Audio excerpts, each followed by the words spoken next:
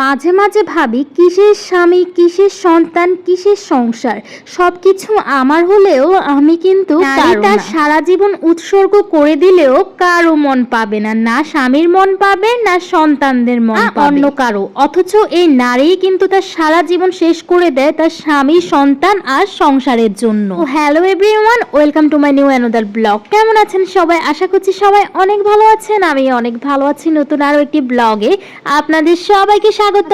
ঘুম থেকে উঠতে একটু লেট হয়ে যায়, তো ঘুম থেকে উঠতে একটু লেট হয়ে গেলে কিন্তু কাজকর্মের বরকত খুব কমই পাওয়া যায়। উঠে টুকটাক কাজকর্মগুলো করে ছেলেকে খাইয়ে দিয়েছি, তারপর নিজেও একটু খেয়ে নিয়েছি।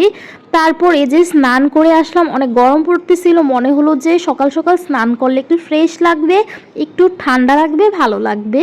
তো এই তো স্নান করে আসলাম। আর একটা ব্যাগ ছিল, জামা কাপড়ের ব্যাগ, এটা ভালোভাবে ধুয়ে দিয়েছি। আসলে কালকে আমাদের একটু বেড়াতে যাওয়ার প্রোগ্রাম আছে, আমার ননদের বাসায় যাব, তো এর জন্য ব্যাগটা ধুয়ে দিয়েছি। কিছু জামা কাপড়ও, আর চুলগুলো তো অনেক ভিজা ছিল, তো এ তো জানালার পাশে বসে একটু শুকিয়ে নিয়েছিলাম, তারপরও চুলগুলো শুকায়নি, তো আর কি করব, একটা খোপা বেঁধে নিয়েছিলাম। আজকে তো রান্নাঘরে ঢুকতে ঢুকতে অনেকটা লেটই হয়ে গেল, তো আর কি করা, ঢুকতে তো হবে, তো দৌড় দিলাম একটা রান্নাঘরে। নারী বিয়ের পরে তার সবটুকু সুখ উজাড় করে দেয় তার সংসারে, কিন্তু এর ফলেও নারীটা কি পায় বলেন তো? আসলে মেয়েদের জীবনটা কেমন জানি, তাই না? ছোটবেলায় ছিলাম কারো ঘরের মেয়ে, তারপর বড় হলাম, বিয়ে হলো, বউ হলাম, সন্তানের মাও হলাম। এরপর যখন বৃদ্ধ হব তখন নাতি নাতনিদের সাথে খেলাধুলা করব।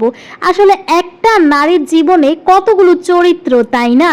তারপরও নারী তার সংসারের সুখেই, সংসারের মায়ায় পড়ে তার সারাটা জীবন কাটিয়ে দেয়। এই মায়া ছেড়ে সে কোথাও যেতে চায় না। নারী তার নিজের সুখের চেয়ে সন্তানের সুখের কথা বেশি চিন্তা করে। ছোটবেলা মা সব সময় বলতো, এখন তো বুঝিস না, নিজের যখন বিয়ে হবে, বাচ্চা হবে, তখন বুঝবি সন্তানের মায়া কি জিনিস।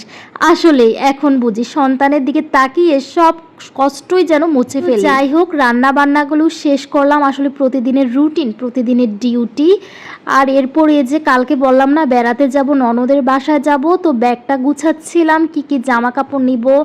আমার তো টুকটাক জামা কাপড় এখন নেওয়া হয় তেমন কিছুই না, অথচ বিয়ের আগে সাজগোজের জিনিস, নিজের জামা কাপড় দিয়ে যেন ব্যাগটা পুড়ে যেত। আর এখন নিজের কথা চিন্তা করি না, বাচ্চার জামা কাপড় নিয়ে যেন ব্যাগটা পুড়ে যায়। যে ওই কথাটাই তো সত্যি, যে নিজের সুখের চেয়ে সন্তানের সুখের কথাই বেশি চিন্তা করি।